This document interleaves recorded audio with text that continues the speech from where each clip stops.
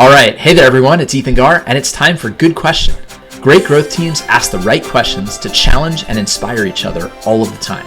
So each week, I'm going to share one good question to help you and your team improve how you approach and drive growth in your business. So let's jump right into it.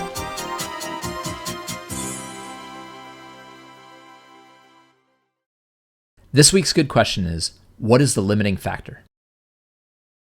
Aaron Foss, the founder of Nomorobo, shared this one with me. As you may know, I co-invented the mobile app RoboKiller, which stops spam calls. Nomorobo is a competitor in that space, and what always struck me was that even with a pretty small team, Aaron successfully grew his company into a bit of a household name. When I asked him how he continues to grow his business today while keeping things lean, he said, "I always like to ask the question, what is the limiting factor?" That got me curious, so let's dig into what I discovered and why this question can be valuable for you and your team. Problem solving is a big part of what we do. Growth doesn't come easy, it comes to those who consistently work to overcome challenges. We are constantly asked to make decisions, so part of our job is optimizing how we make those decisions. For problem solvers like us, what is the limiting factor is a good question to ask because it frames all of those decisions in the context of what is the biggest constraint we have to overcome. If we're trying to expand our paid marketing campaigns but know we have significant data collection limitations, that's going to help us consider everything from should we even pursue that path to if we're going to pursue it, what do we have to overcome and in what order do we need to solve problems? So essentially, it's a forcing function. If we're going to do this, we have to deal with this limitation. What's the order of operations we need to consider so that we can be successful? Ultimately, every project, experiment, or effort is going to be constrained in some way by budget, time, or resources.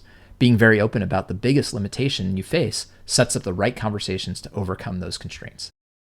So ask this question so that everyone on your team can see, understand, and assess the risks you're facing. It helps build a culture where everyone works together to ensure that those risks are well managed. Ask this question so you can accurately lay out a path forward.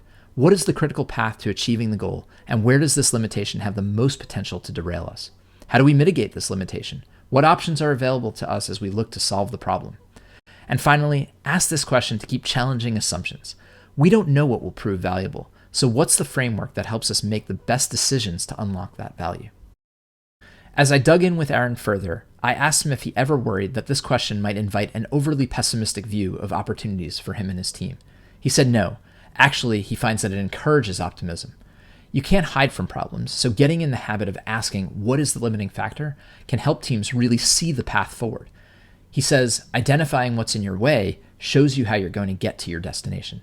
And yes, Aaron's quite a character. That is him in that Zoltar fortune teller Halloween costume. On some level, most teams are probably considering versions of this question as they think through decisions every day. But as I've started being more overt with it, working with companies, I'm seeing its value more and more. It helps growth teams think more consistently as they prioritize experiments. And it does help draw out the biggest obstacles on the journey from where you are today to where you're trying to go tomorrow.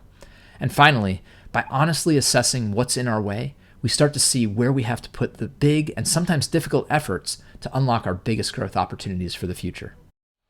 Well, look, we like to keep these things short, and that is all the time we've got. So thanks everyone for tuning in. I am Ethan Garr, and I'll be back again next week with another episode of Good Question. I hope you've enjoyed it, and if you did, please follow me and Sean Ellis on LinkedIn and on breakoutgrowth.net. We love sharing actionable insights to help you and your team accelerate growth. I'll see you next week.